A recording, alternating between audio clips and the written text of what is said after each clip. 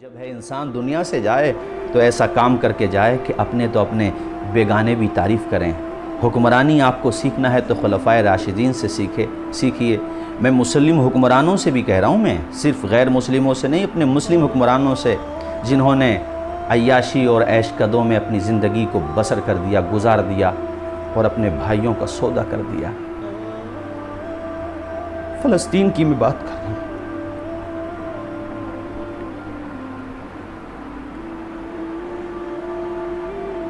ایک دفعہ بھی یہ نہیں سوچا کہ ان کی جگہ اگر آپ کے بال بچے ہوں تو آپ پر کیا گزرے گی، کیا بیتے گی۔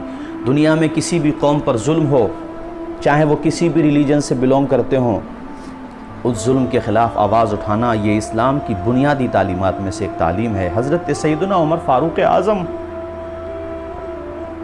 رضی اللہ تعالی عنہ آدھی دنیا پر حکمرانی کرنے والے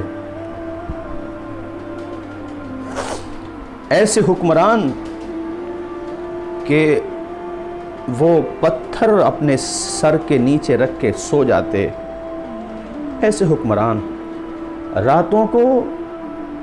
راتوں کو محلوں میں، جس کو ہم کہتے ہیں گشت کرنا، دیکھتے تھے کہ کسی کے گھر میں ایسا تو نہیں ہے فاقہ ہو رہا ہو۔ ایسے حکمران گزرے ہیں دنیا میں، اور یہ کس کا فیض تھا؟ یہ حسنین کریمین کے نانا جان کی چوکھٹ کا فیض تھا۔ ایک عرب نے آدمی کا بول بالا کر دیا۔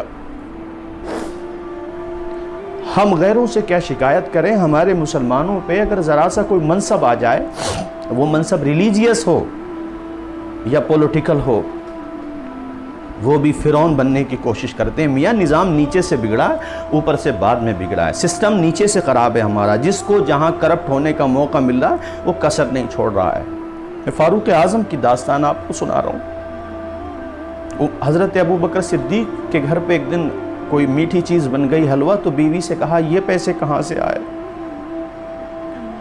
کہا وہ جو آپ کو سیلری ملتی ہے، جو تنخواہ ملتی ہے، اس میں سے کچھ پیسے میں نے بچا لیے تھے اور اس سے میں نے یہ میٹھی چیز بنا لی۔ حضرت فاروق اعظم نے کہا، حضرت ابو بکر صدیق نے کہا اس کا مطلب ہماری جو سیلری ہے وہ ضرورت سے زیادہ آ رہی ہے۔ ایسے لوگ تھے اور وہ سیلری آپ نے وہ بھی کم کر دی۔ پروانے کو چراغ ہے، بلبل کو پھول، بس صدیق کے لیے ہے خدا کا رسول بس۔ میرے آقا کے یہ جانثار صحابہ، اپنے لیے کچھ نہیں تھا ان کا، جو کچھ تھا وہ دین کے لیے تھا۔ انتقال ہوا ہے تو کیسی قسم پرسی تھی گھر میں۔ یہ کس سے سیکھا؟ نبی پاک سے سیکھا، حسنین کریمین کے نانا جان سے سیکھا، سیدہ خاتون جنت فاطمۃ الزہرا رضی اللہ تعالی عنہا کے والد ماجد سے سیکھا۔ انہوں نے یہ تعلیم دی۔ میں اس بات کو آگے بڑھاؤں گا جو چل رہی تھی، مگر میں یہ کہنا چاہ رہا ہوں آپ لوگوں کو کہ جس کو کچھ بھی طاقت مل رہی ہے، ہمارے ہاں بھی آپ مسلم حکمرانوں کا حال دیکھ لو، کوئی زیادہ اچھا تو ہے نہیں ہے۔ حضرت عمر فاروق اعظم رضی اللہ تعالیٰ عنہ فرماتے ہیں کہ میری سلطنت میں 22 لاکھ یا 22.5 لاکھ مربع میل پر حکمرانی کرنے والا وہ چٹائی پہ بیٹھ کر، حضرت عبداللہ ابن مسعود فرماتے ہیں کہ جب سے عمر اسلام میں آئے، اسلام کو ترقی ملتی چلی گئی۔ عمر میرے آقا کی مراد ہیں۔ صحیح حدیث شریف ہے بخاری شریف کی، حضرت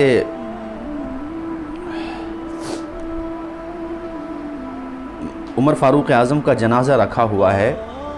حضرت شیر خدا مولا علی رضی اللہ تعالیٰ عنہ نے فرمایا کہ میں نے بارہا رسول پاک سے سنا، رسول پاک کہتے تھے میں نے یہ کام کیا، ابو بکر اور عمر نے بھی۔ میں وہاں گیا اور ابو بکر اور عمر، جبکہ ابو بکر اور عمر ساتھ نہیں ہوتے تھے، اس کے باوجود رسول پاک دونوں کا نام اپنے ساتھ لیا کرتے تھے۔ حضرت مولا علی کریں، حدیث صحیح ہے صحابی ہے، دیکھ لیجئے بخاری شریف میں، کتاب المناقب، باب مناقبی ابو بکر میں ہے یا مناقب عمر میں ہے۔ یا اللہ، دعا کر رہے ہیں حضرت مولا علی، یا اللہ تیرے محبوب نے ان کا ذکر اپنے ساتھ کیا، ان کی قبر بھی تو انہی کے ساتھ بنا دے۔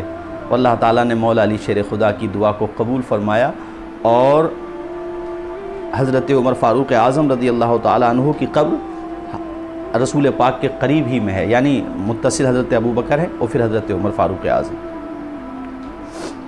اللہ اکبر، یہ بات آ گئی بیچ میں نے عرض کیا، وہ عمر کہتے ہیں کہ میری سلطنت میں ایک بکری کا بچہ بھی بھوکا مر جائے تو میں ڈرتا ہوں قیامت کے دن مجھ سے سوال نہ کر لیا جائے۔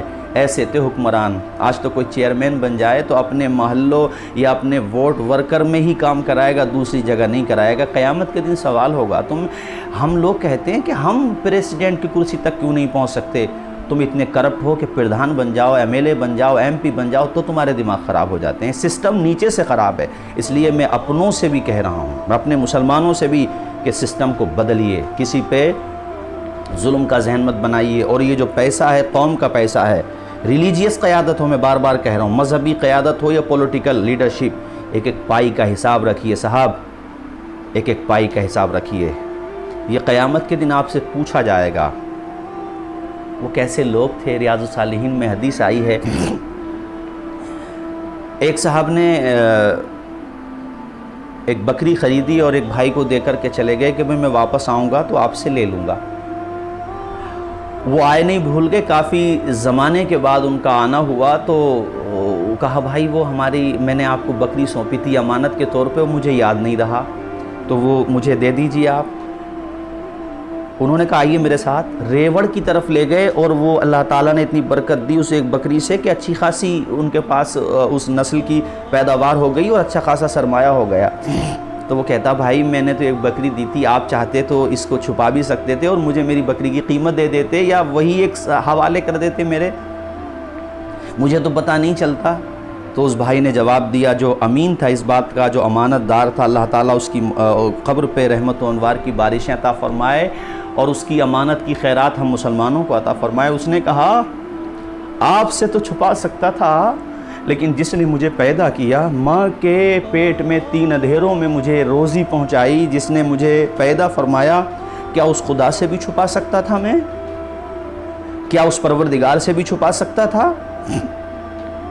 آپ دیکھیں نہ دیکھیں مگر میرا خدا تو دیکھ رہا۔ ایسے تھے تم تو تمہاری حکمرانی تھی ہر جگہ، تو ادھر ادھر کی نہ بات کر، بتائیے قافلہ لٹا ہے کیوں؟